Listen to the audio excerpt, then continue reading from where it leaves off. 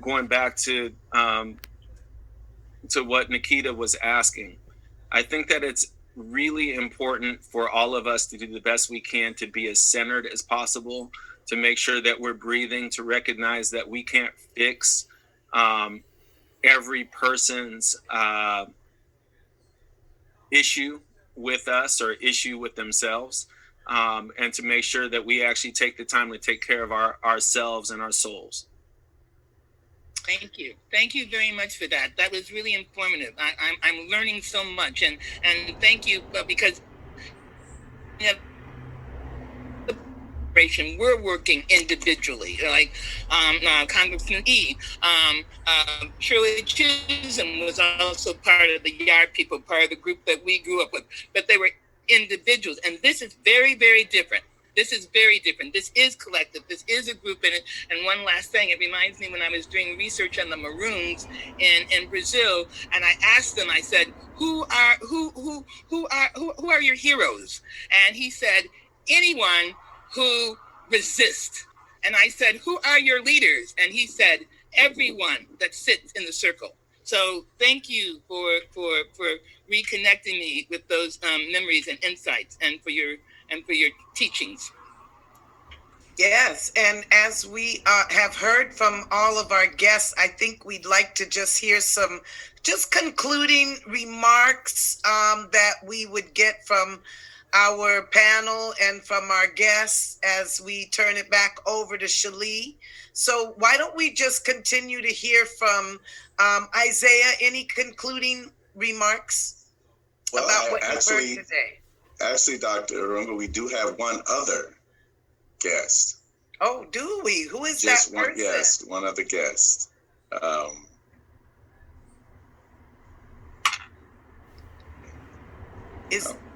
Who is the person? Katrina Johnson. Hi, Katrina. How are you? Is that Katrina? Welcome. I remember seeing your face earlier. Hi, how are you? Thank you for coming on. Tell us very briefly, what has been your experience, and what have you been doing to stop the police brutality in the streets? So I was thrusted into activism on June 18, 2017, when the Seattle Police Department killed my cousin, Charlena Lyles. So I didn't know that this was going to end up being my life. But so it has been for the last 3 years. And so I am the spokesperson for my family. And not only do I advocate on behalf of Charlena Lyles, I advocate on behalf of other families who have lost their loved ones to police use of deadly force in Washington State. And also nationally, I work with families who have lost their loved ones through Families on the Front Line. Thank you. And this has been one of the most serious deaths that we've experienced in our community in a long time. So thank you for your work. Dr. Hardiman, no, it would be Isaiah. Would you like to start with the question? I would. Katrina, you said something very important. You said you were thrust into this. This wasn't a choice you made to, it wasn't something that you said, this is what I want to be doing in life. In that you were thrust into it. What keeps you in it now? A lot of people could have done I'm just going to mourn this and I'll deal with the heartache, but I'm going to move on and do what I'm going to do in life. What keeps you moving towards this path? So what keeps me here is the fact that I am still, and our family is still actively trying to seek justice for my cousin. We have not crossed that threshold yet. And so until we find out what actually happened, her death, I can't stop doing what I'm doing, because it doesn't allow me the opportunity to be able to grieve yet. And with doing so, I've turned my pain into purpose, into helping other families so that they didn't have to go through some of the struggles and things that my family had to go through, and making sure that there is always a family member there who understands the pain that they are actually going through, because you'll often find that there's a lot of people that want to try to pimp people's pain, right? Their own personal gain and their own personal agendas. And when you have other family members who understand that, then you will be able to be there and hold that family up and help them navigate this complex landscape, that they're going to be dealing with for a very long time. So let me say amen to that. I'm glad you have you made the statement. We in the Black community, we in the when there's someone attempting to pimp a situation, pimp the system, if you will, and that of a people. And it becomes very difficult because anybody who knows anything about pimping knows that there's three portions: either you the pimp, you the trick, or you the hoe. Amen. And sometimes you gotta say, wait a minute, that there's no place for that here. There's no place in what we're doing for that right here.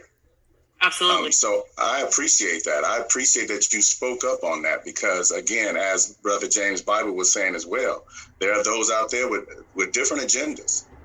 And if nobody says anything, then what we become are enablers. I totally agree. I appreciate that. I mean, I agree. And I think oftentimes people, just don't realize how much support means to people, to families who have lost their loved ones. And that's why families are literally the front line, because when no one else is there, other families are there for, because by default, because your loved one has been killed, you become part of this extended family, and it transcends everything, right? And there is no colorism in that. It's just simply your loved one's blood was red and they are dead, and so was my loved one, right? And we fight together for some semblance of justice for our loved ones. And you know that it's actually bigger than your particular loved one, but it's part of what is going to change so that no one else has to join this family. And I think that is what it is. And when other people have outside agendas, it takes away from that. And I think that, people go in with good intentions, but sometimes that gets proximity to power comes in, and proximity to whiteness comes up in there, and they lose sight of the mission that what led them to doing the work that they were doing.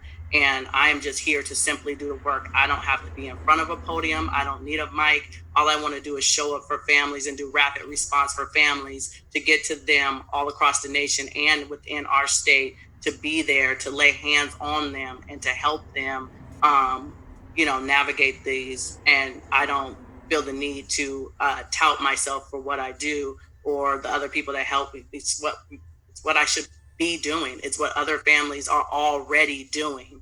But now that we are getting funding to actually be able to do it, it helps us do it on a greater level. Thank you so much, Katrina. Delbert, do you have a question for Katrina? Absolutely. First of all, hello, Katrina. My name is Delbert, and the first thing I want to say is you remind me of one of my nieces. And that's amazing because I love my nieces. I want to just say this. Thank you so much.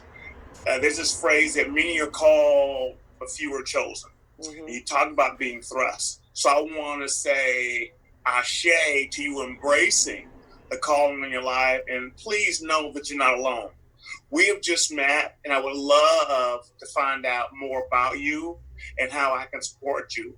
The last thing I want to say is, from a personal standpoint, I know sometimes even in my work, it feels like I'm all alone on an island.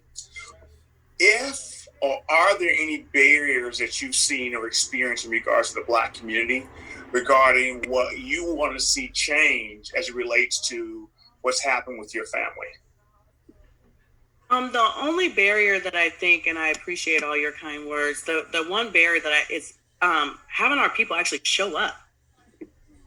Having our people actually show up has been the greatest barrier, I think, for not only my family, but other families Oftentimes you look across and you see more white people than you see Black people out there.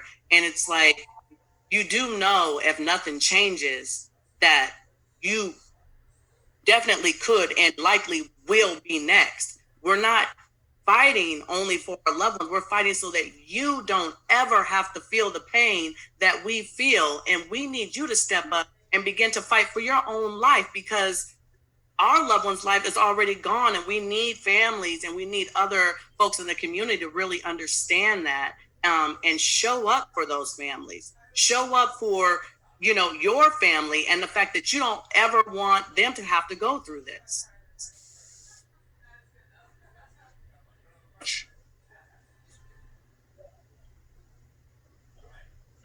Thank you so much. I'd like to now just get some concluding remarks from people. Katrina, you might be the last remark, because you, first of all, you were thrown into this position, but you are really, your expression, you represent families. You remind us that that's really, none of us want to go through what you had to experience. And we're talking about Black people here. That is the crux of all of this. It starts with the family. So I just want to thank you for your words and ask if you, let's see, Nikita, did you have any final question or concluding remarks for today or for Katrina? First of all, I just want to thank our elders for taking the time to have a conversation with us. I think it's, that's something I have boldly asked for on Facebook, feeling like I was missing our Black radical elders. So I appreciate y'all taking the time to share space with us. Sister Katrina, sis, you have been in the trenches, and you have been sharing and holding the pain of people who have had your experience. I know that is work you feel called to. It's also it's traumatic work. And I'm wondering, as you're doing this work, you said that you need Black folks to show up. I'm wondering, what does that really look like tangibly? What does it look like to hold you, to support you, to get behind the efforts of families in this moment right now, in the present moment we're in? What does it look like for people to show up with you and show up in a way that supports the agenda of families that have suffered police terrorism? I think showing up, hey Nikita, hey sis. I think showing up for me looks like, when you see that, specifically families are putting on actions and are doing things within the community, showing up for them, literally showing up. I think that means a lot to people. And I know for me and my family, I was afraid, when I started out to do my cousin's 3-year anniversary, that nobody was going to show up in community. I knew that you would be there and a few other people, but not community showing up in great numbers. And that's why I flew in families from all over the nation to stand beside me and to be there to hold my family, because of the fear of not having community support, because we haven't had a lot of community support for the last 2.5 years. Although this year we did get a lot of support from community, but that hasn't always been the case. And I think there's a lot of families that aren't getting that same support, which is why I make sure I show up for Manny Ellis's family. I show up for Benny Branch's family. I show up for, Jesse Saray's family. You have to show up for families, so that they don't feel alone, because they already are going through so much, and to have that other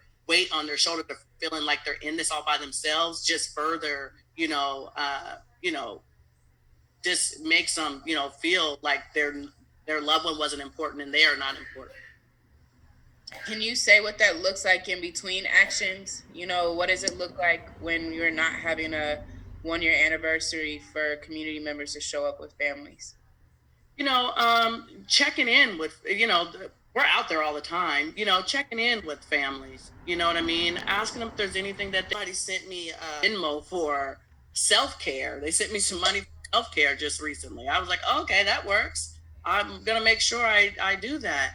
So I think it's just those little things, just reaching out to those families and to those people means more than anything.